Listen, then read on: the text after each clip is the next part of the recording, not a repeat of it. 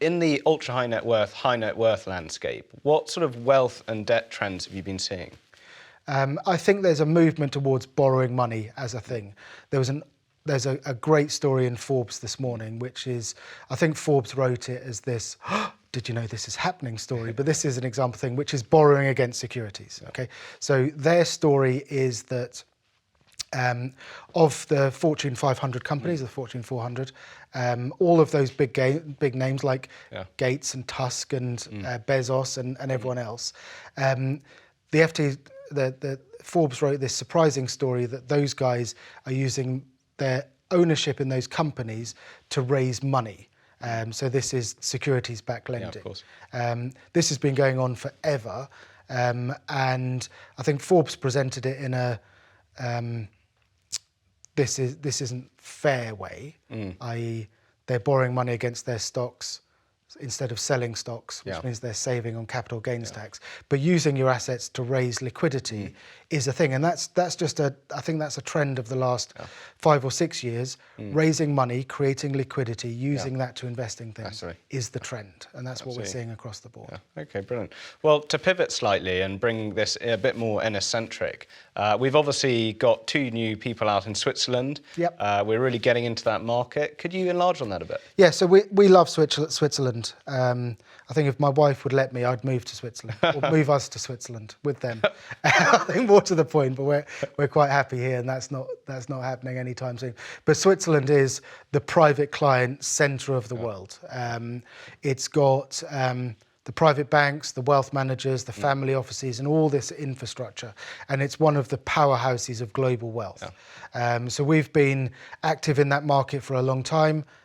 We interact with the global private banks and all of those guys, and they send us customers very regularly, and we just wanted to be a bigger part of that environment. So we have our office in Geneva, we've got our office in Zurich, Hugh and Enzo are there all the time. It's a really important place for us.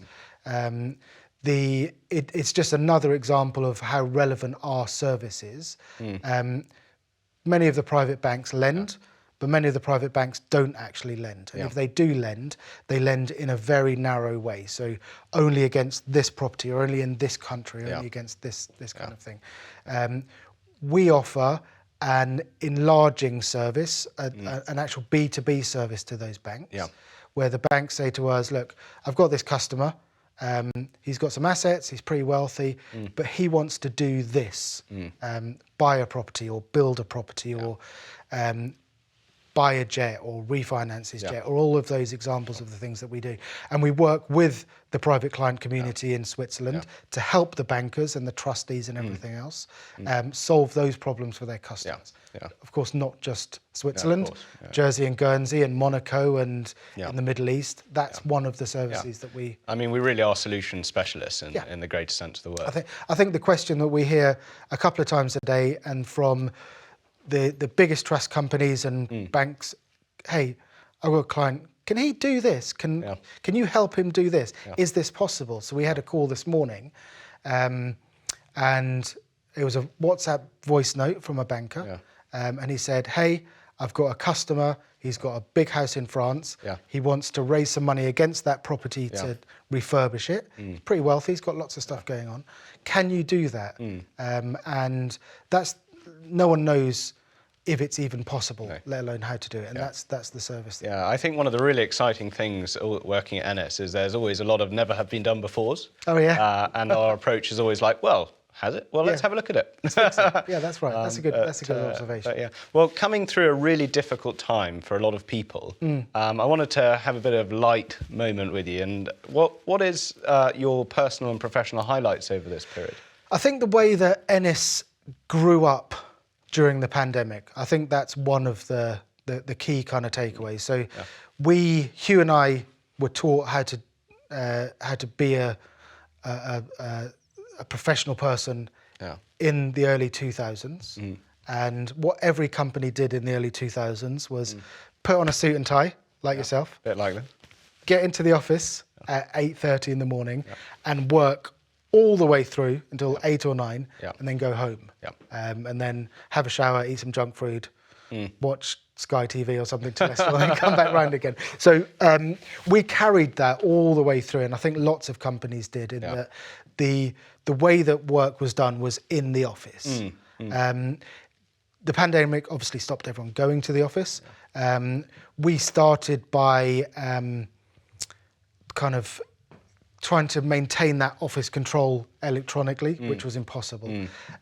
But everyone in the company responded to the new way of working, the new technological advantages, the freedom, the responsibility of being in charge of their own days. And the whole company developed unbelievably during that period, in that Hugh and I and the senior team had to spend less time monitoring, that people's output and people's care increased, and even the collaboration increased through, we've got offices in all these places, communicating with each other electronically. So my personal kind of positive of this period is how the company grew up, and how everyone now is responsible, organised, in their lane doing their thing, and the company is just exploding as a result. Now, of course, we have to balance this because for youngsters like you, for example, being in an office with your colleagues creates the environment where you learn and you solve ideas and you grow your experience. So at the moment we're trying to balance those two things, but that's my main positive. No, absolutely, and also having that buzz of a sales environment and things, which is why a lot of us get involved in this. But for me, I was, before the pandemic, I'd be in the office at 8-ish, I can't remember exactly, and then I'd stay there for as long as I could, because I had to be in the office. That's what I thought one of the things I had to do was. One of my jobs was being in an office, which was sounds quite daft. But now I've got my phone, which rang a minute ago, and my iPad, and I just work where I am, which creates a much more fluid way of working. And bearing that in mind then, what are your predictions for the coming year in 2022? For what? Just in general, professional, everything. Personal. Yeah, I think the market, the real estate property market, obviously is flying, and there's signs that just might be tapering a little bit at the top. We're going to see the governments across the world increase interest rates. That's a given, right? That's coming as a result of inflation. So I think there's going to be some pain in some quarters as a result. So perhaps the shortage of supply of real estate will keep driving prices, or perhaps inflation and interest rates will dampen that a little bit. So I don't think we're going to have the same explosive 2020. I think that's why raising debt now instead of in the future is important, because it might get harder as a result. I don't think we're anywhere near the kind of doomsday scenarios again. I think the economy's still got a way to run, but there's going to be some adjustments, and those adjustments will cause opportunities for some, and they'll cause pain for the other. So it's about being prepared for those type of things. So I think that's what will happen next year.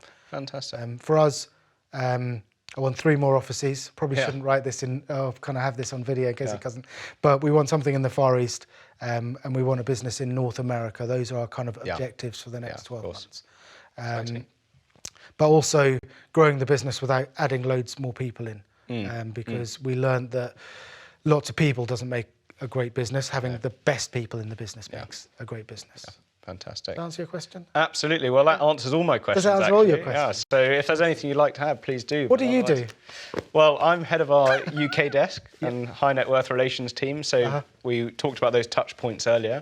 And so what I do is deal with those sort of individuals, make sure there's that very human touch, make sure that everything is on board and everything's going as planned, and also, manage a lot of the B2B strategic relationships that we see, which is absolutely vital.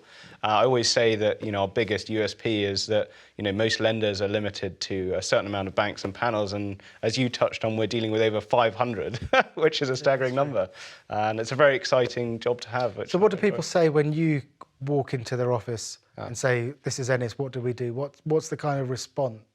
From the private client office. Yeah, absolutely. I think people are always very shocked as to how much we can do.